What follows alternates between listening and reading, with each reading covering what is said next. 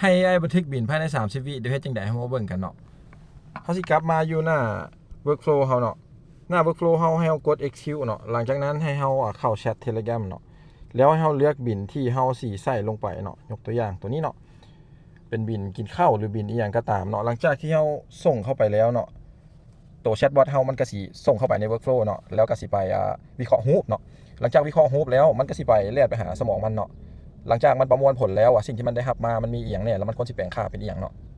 มันก็สิส่งต่อข้อมูลไปใน Google Sheet เนาะแล้วก็ส่งมาบอกเฮาว่าได้บันทึกสำเร็จแล้วเนาะนอกจากนั้นเนาะถ้าหากว่าบันทึกสำเร็จแล้วหั่นน่ะมันยังสิไปบันทึกอยู่ใน Google Sheet เฮานำเนาะในการบันทึกมันก็สิบอกว่ามาจากธนาคารใดเนาะหรือว่ามูลค่าเท่าใดเนาะแล้วก็สิเอารูปมาเซฟใน Google Drive เนาะซึ่งตัวนี้มันสิสามารถต่อยอดได้กับร้านอาหารเนาะร้านค้า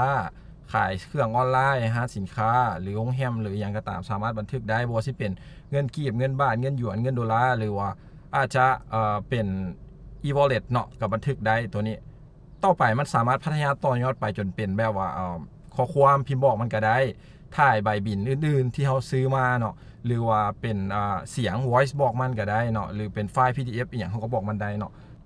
ให้มันไปสรุปให้เนาะว่ายอดทั้งหมดในการได้รับเงินมานี่เป็นยอดเท่าใดจากบัญชีใดเนาะธนาคารใดเนาะสามารถเฮ็ดได้ตัวนี้เนาะAI มื้อละหน่อยพอดีเฮาหากันแล้วเวียกก็เลยมาอัปก่อนแล้วเจอกัน